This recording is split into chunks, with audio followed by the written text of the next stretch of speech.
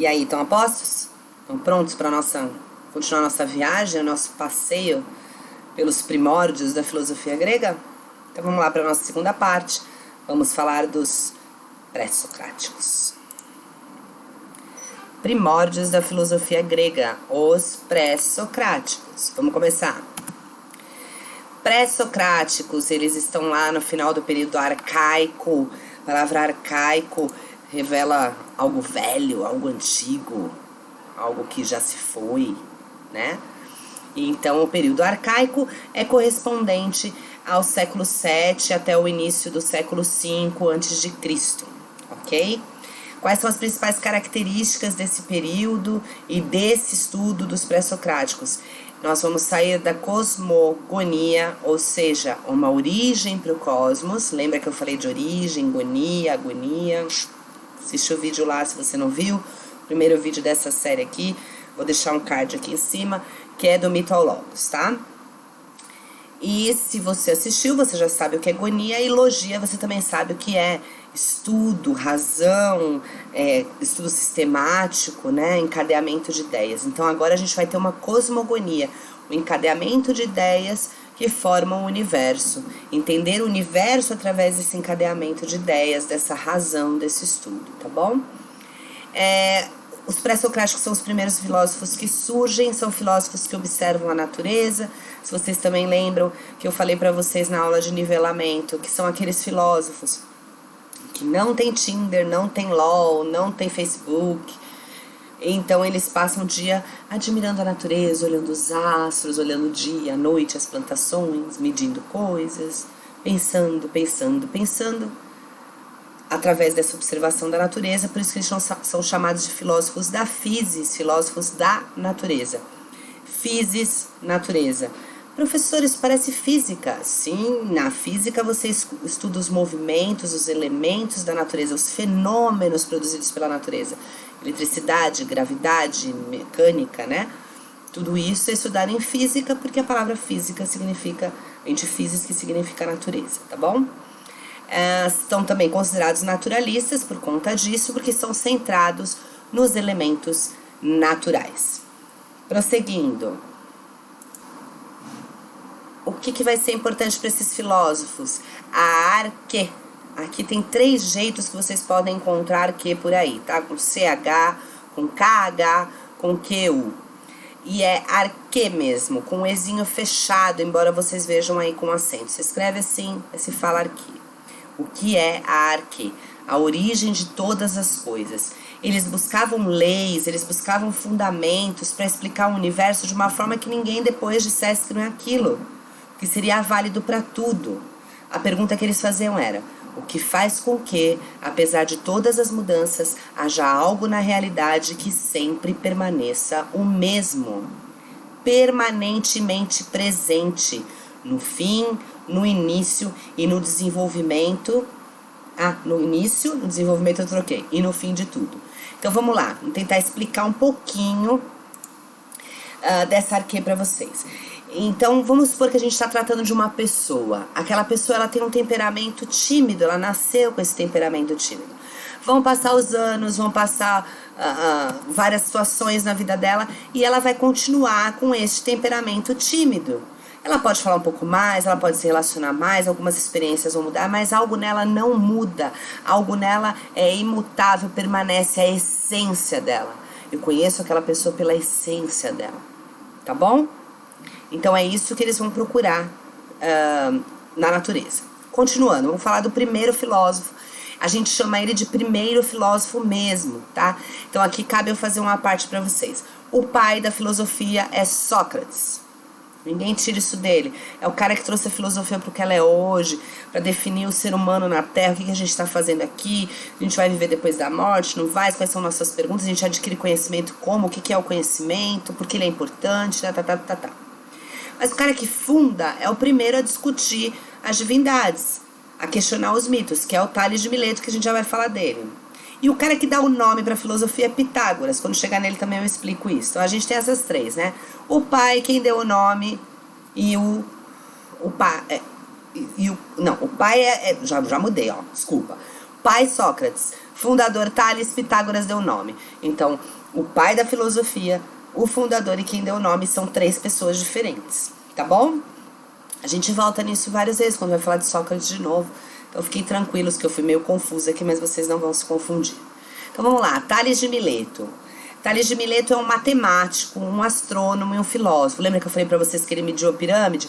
Dá uma pesquisadinha aí, dá uma procuradinha nesse assunto. Mas ele é o primeiro a medir, ele vai medir pela sombra dele. Ele vai ficar no topo da pirâmide, determinada hora do sol. Depois ele vai contar com passadas e eliminar a sombra dele, né, das passadas. É bem interessante isso. Eu não sei se tem algum vídeo, provavelmente tem. Se tiver, podem colocar aí nos comentários. Mas tem vários sites falando. É considerado o primeiro filósofo naturalista. E a abordagem dele é monista. Importante aqui também falar disso com vocês. Então vamos lá.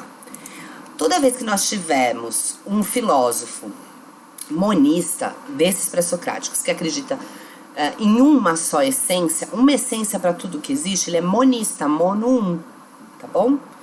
Quando ele acreditar em mais de uma, ele é pluralista, plural, vários. Tá fácil de gravar, né? Então tem correntes monistas e correntes pluralistas que nós vamos estudar aqui. Ele é monista, ele vai dizer que a essência de todas as coisas deve ser um elemento capaz de movimento e capaz de mudança. Continua o mesmo elemento, apesar das mudanças. E aí ele vai dizer que a água é o elemento, porque ela pode ser sólido, líquido e gasoso, mas ela não deixa de ser água.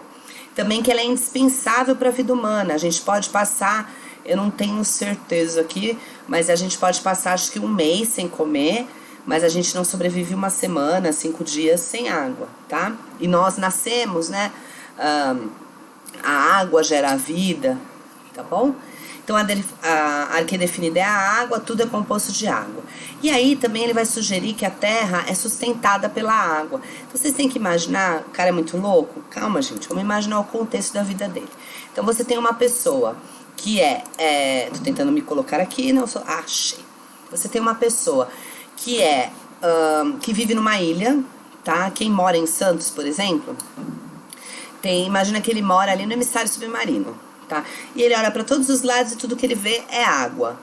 Poxa, nada mais normal que o cara ache que a Terra é sustentada pela água, né? Ela vive na água. Então, tá aí. O que nós vamos ter a seguir? O Anaximandro. Anaximandro é um discípulo do Tales de Mileto, tá? Nomes fáceis, nomes muito bonitos. Teremos vários nomes bonitos aqui para vocês adotarem pets e nomearem eles e batizarem eles. Não sei se vocês estão escutando esse barulhinho que esse microfone pega tudo, mas é a janela batendo com o vento. Me perdoem, mas eu não tenho como cancelar este barulhinho. Então vamos lá. Ele é matemático também, geógrafo, astrônomo e filósofo. Filósofo todos eles são, tá, gente? Astrônomo, professor, ele tinha uma luneta? Não, mas eles conseguiam ver os astros, eles conseguiam especular a manifestação desses astros, tá? Discípulo de Tales, já falei, e ele vai ser pluralista. Vai acontecer muito na filosofia isso, tá? É importante falar isso aqui pra vocês. Muitas vezes na filosofia, nós vamos ter filósofos que tem um mestre que pensa uma coisa e ele pensa diferente. Mas isso é muitas e muitas vezes, tá? Então, Aristóteles vai ser discípulo de Platão e vai pensar diferente. E aqui é o caso, tá bom? Pausa pra água.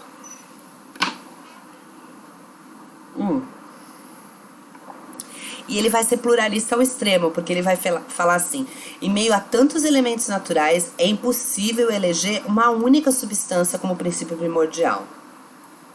E o princípio não está na realidade observável.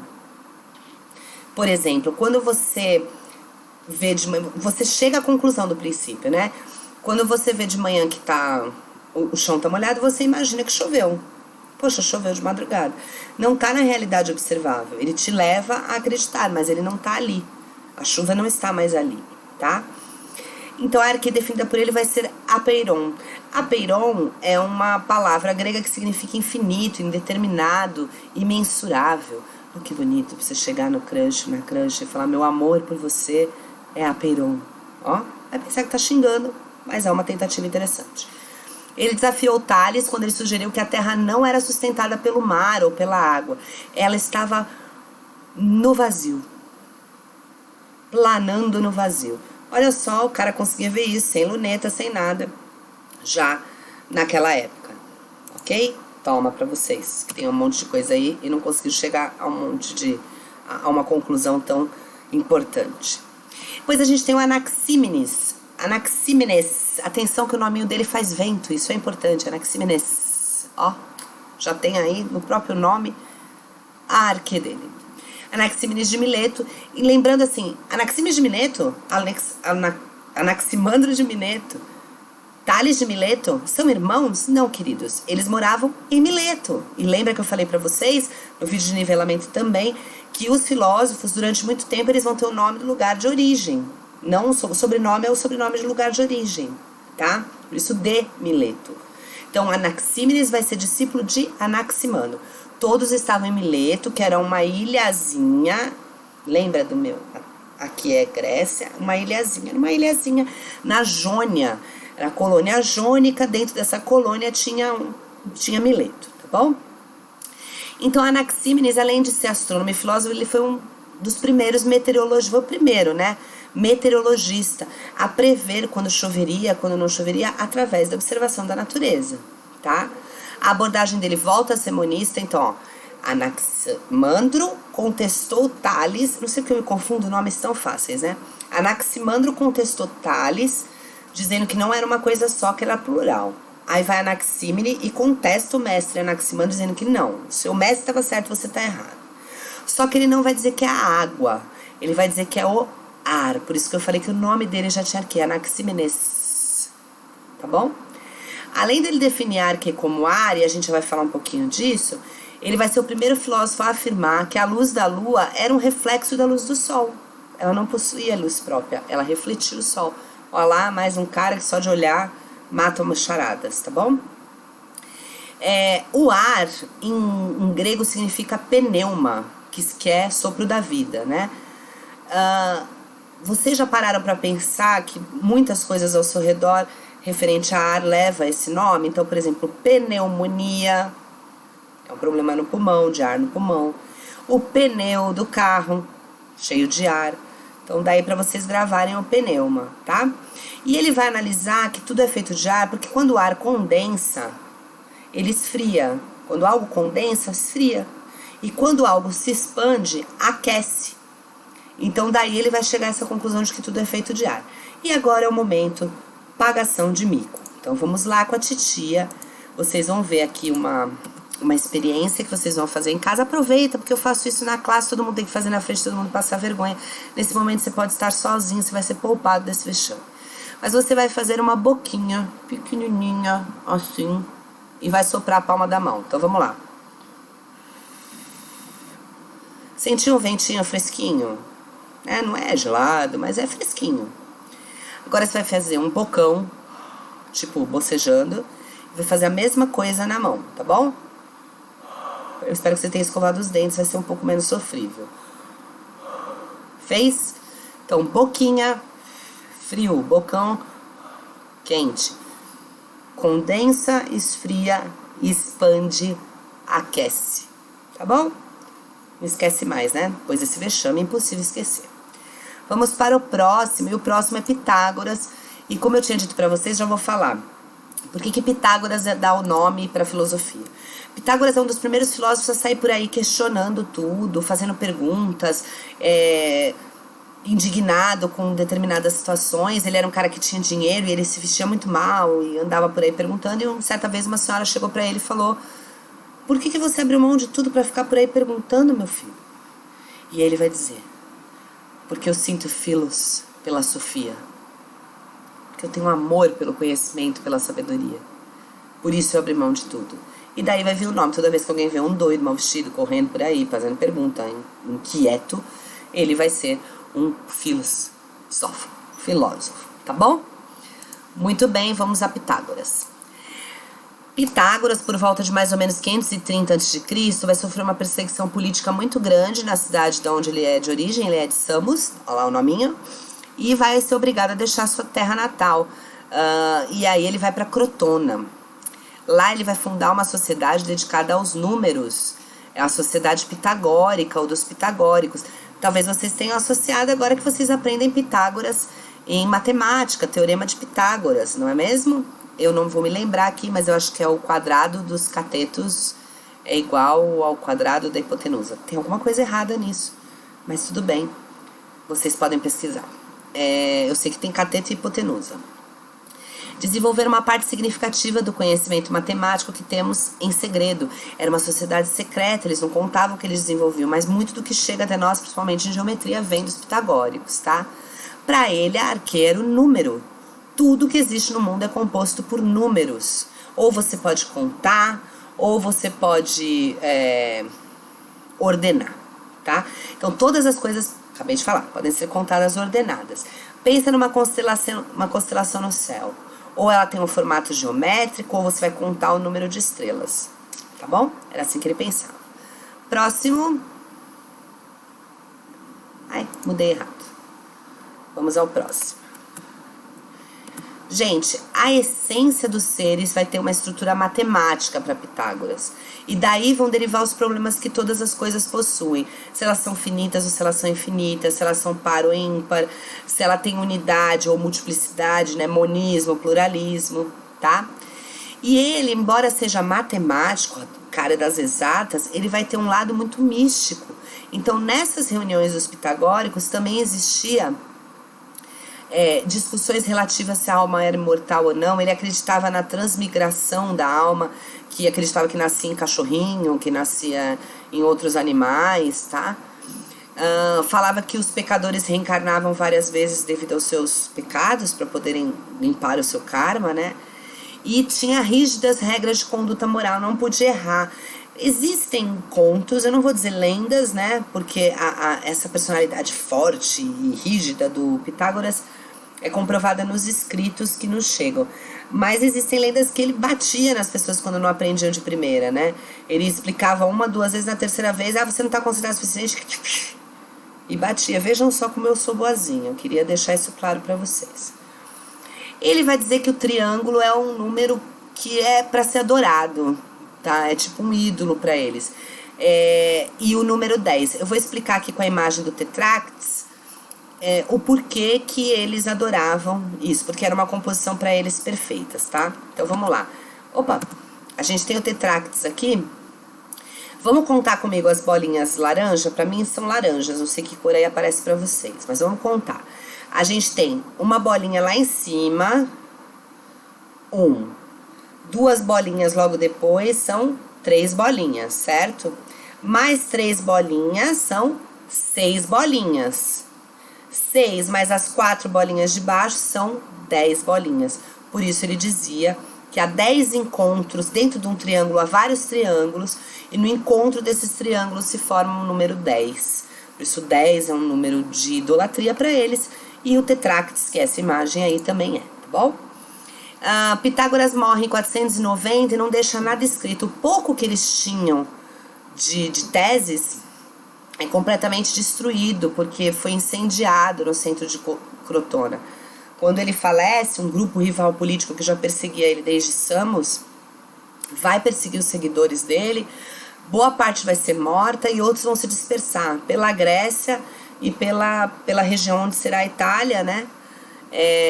Então, aí nós temos o fim dos pitagóricos. Prosseguindo. Agora a gente tem a Heráclito, gosto muito, de Efeso ou Éfeso, tá? Aqui eu tenho as minhas dúvidas, eu já ouvi dos dois jeitos. Que é o cara meio autodidata, ninguém dava atenção porque ele falava, ele não conseguia se reunir com os outros pensadores da época, era meio tirado de lado. E vai ter muito valor posteriormente. Então vai ser um cara que vai ser recolhido, né? Aquilo que ele estudou vai vir à tona em vários momentos na história moderna, na história contemporânea. Nietzsche dá um grande valor. Então, vamos ver o que ele pensava. A escola filosófica dele é mobilista, então ele não é nem monista, um só, e nem pluralista. Ele vai dizer que é um elemento, mas que está em mudança. A mudança é o próprio elemento. Tem muita gente que confunde e fala que a arquê para Heráclito é o fogo.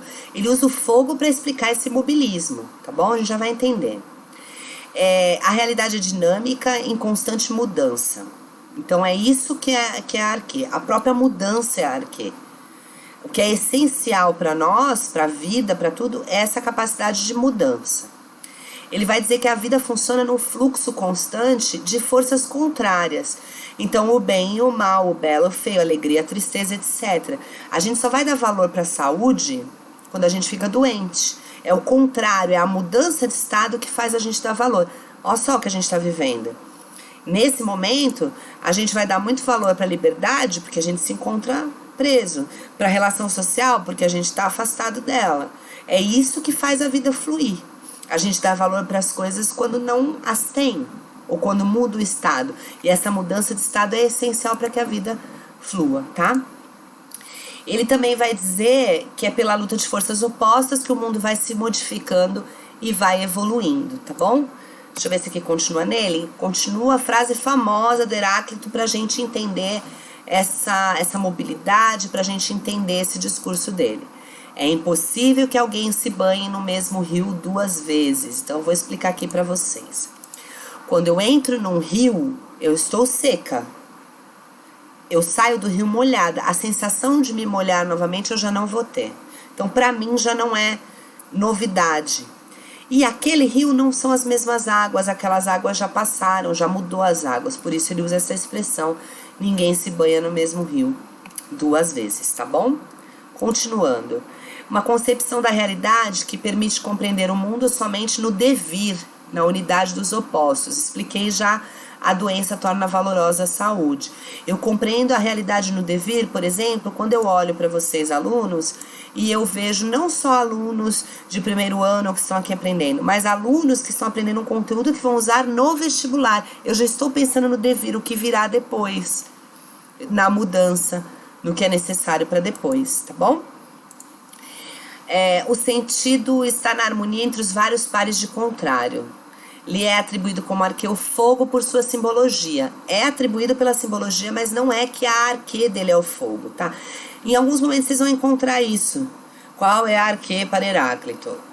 Mas é reduzir tudo isso que ele coloca a um elemento, tá? Mas por que o fogo? Se você colocar uma vela, acender uma vela, o fogo vai fazer com que derreta a cera e ela não seja mais uma vela. E se aquela cera derretida você quiser transformar numa nova vela, como é que você faz? Coloca no fogo para fazer uma nova vela. Olha o fogo aí sendo partícipe dessas mudanças. Por isso o fogo, tá? Vamos pro próximo?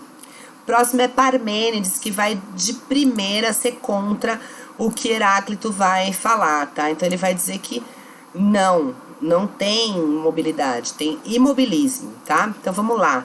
Ele tinha uma vida regrada, exemplar. Ao contrário de Heráclito, todo mundo achava que era meio louco. O Parmênides era super bem quisto por todo mundo, tá? Era muito de uma honradez, assim. E ele vai dizer que a arquê ele é monista, né? Uma arquê só, e é imobilista, nada muda, tá? Ele vai dizer que tudo que realmente existe é eterno, imutável, indestrutível, indivisível e imóvel.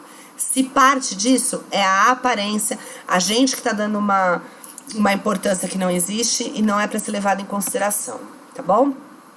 Ele vai dizer também, ó lá, que o ser... Peraí que eu fiquei muito grandinha aqui, achei. Que o ser é a arquê, o ser. Qualquer ser, qualquer coisa, tá? Só pode ser pensado como algo que não muda, que permanece sempre do jeito que é. O conhecimento genuíno só pode ser atingido pela mente, pela razão. O que é percebido pela sensação é enganoso. Então ele dá os primeiros passos do idealismo aí. Então quando o Heráclito fala que o rio, ninguém se banha no mesmo rio 2 vezes, é a mesma pessoa e o mesmo rio. E as águas que correm é a aparência, porque o rio que existe, que não muda, né? A essência dele que não muda, o ser rio é um só, tá? Então você pode se banhar 2 vezes na mesma água, assim, contrariando Heráclito, tá bom? Vamos ver quem é o próximo? Eu acho que é Zenão. Zenão de Eleia. Vejam, Parmênides de Eleia. Deixa eu voltar aqui para vocês verem. Parmênides de Eleia, Zenão de Eleia, tá, gente? Os dois são de Eleia. Ele era um político e um filósofo. Quando a gente estudar Aristóteles, eles citam em alguns momentos, não sei se eu cito em aula, mas Aristóteles vai citar que ele é o criador da dialética. Para quem não viu os vídeos, novamente, de nivelamento de filosofia, dialética é aquela história da maçã. Lembram? Deixa eu fazer aqui novamente para vocês. Então, eu tenho uma maçã, eu como uma maçã, e aí eu falo, que delícia, toda maçã é doce. E aí, isso é uma tese. Vem alguém e vai falar, não, a maçã verde é azeda, professora. Amarga, eu nunca sei se é azeda ou amarga. É ruim, não é doce. Pronto. Ele fez uma antítese, uma antitese. E vai vir uma terceira pessoa e vai falar, gente, toda maçã é doce menos a verde. Ela fez uma síntese da tese e da antítese. Isso é dialética e é interminável. Porque aí pode vir uma outra pessoa e falar, não, mas eu já comi uma maçã verde que era doce. Pronto, ela transformou a síntese em tese, fez uma antítese e assim por diante. Tá bom? Então aqui ele vai dizer que ele é o pai da dialética, é o criador da dialética, e para Aristóteles isso é muito importante. É um monista também, só acredita num elemento. Desenvolveu o método dos paradoxos em movimento. É uma loucura, mas vamos tentar entender. Mostrava a falsidade, os absurdos dos estudos que julgava inválidos através dos paradoxos. Primeiro vocês precisam saber o que é paradoxo, né? São contrários inexistentes. Então, subir para baixo é um paradoxo, por exemplo, tá?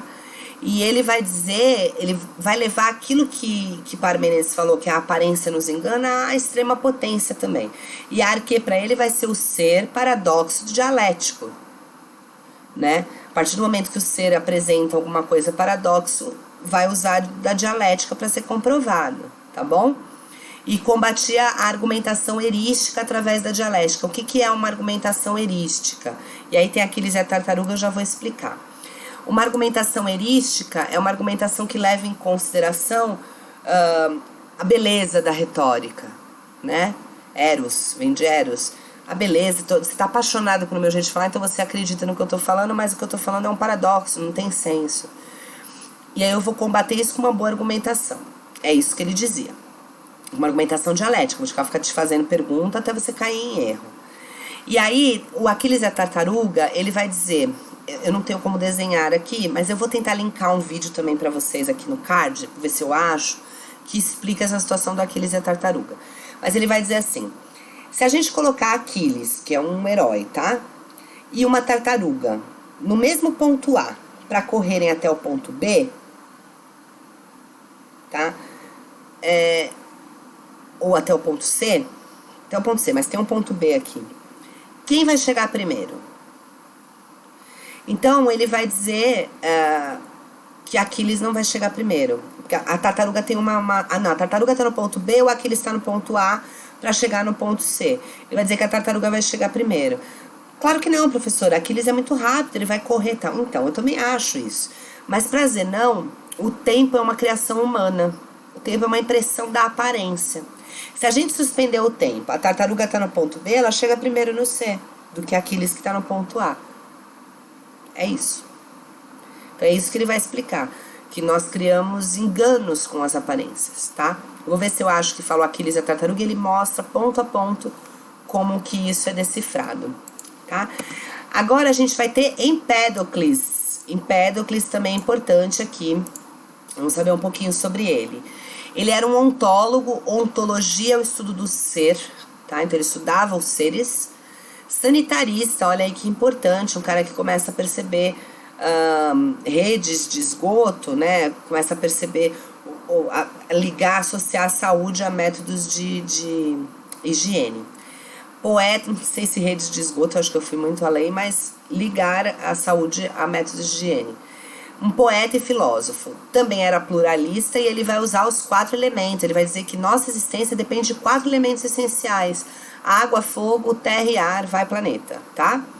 Então, esses 4 elementos são as raízes de todas as coisas que existem. Se combinando e se separando através de 2 princípios.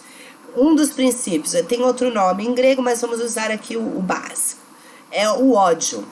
Toda vez que algo está junto, esses elementos estão juntos, o ódio vai lá, desestrutura, gera conflito, não permite essa união, se dissolve esses elementos e eles vão criar coisas independentes. quando há amor, há uma harmonia, vai se unir, vai ter uma estrutura e eles vão criar coisas conjuntos. Acho bem poético essa situação do amor e ódio, tá? E agora a gente tem Demócrito. Em alguns lugares vai aparecer Leucipo também, junto com Demócrito, são os criadores do átomo, da ideia de átomo como arquê, tá? Sugeriu que tudo é formado de partículas, foi a primeira visão do atomismo.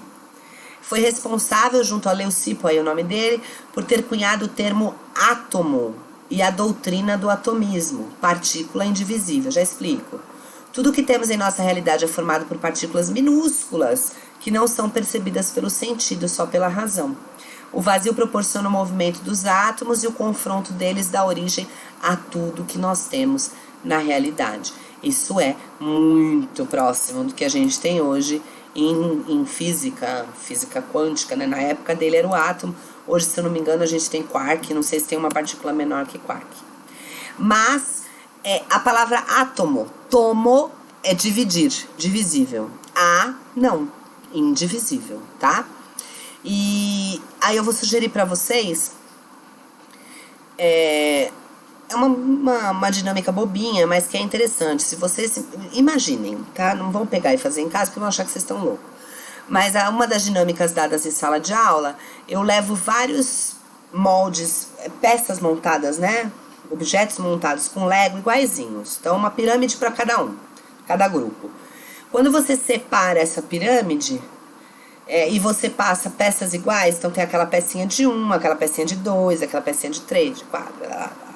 Então você passa uma pecinha de cada aquela para o outro grupo e pega do outro grupo. E aí você consegue montar várias coisas. Uma girafa, uma casa, um avião e tal. Então você partiu de um ser, desmontando esse ser, trocando algumas peças com outros seres, você vai criando tudo que há no mundo. Essa é a percepção átomo, tá? Por isso o Lego. Só para vocês terem essa noção. Bom, a gente falou dos principais pré-socráticos aqui, os mais falados, acho que eu não deixei nenhum de fora, dessa vez eu falei de todos mesmo. E eu aguardo vocês, a gente tá com 32 minutos de aula, eu aguardo vocês para resolver os exercícios, tá bom? Exercícios pertinentes a essas duas aulas que eu dei, do mito ao logos e pré-socráticos. Até a próxima, valeu, Zaço, fica por aqui.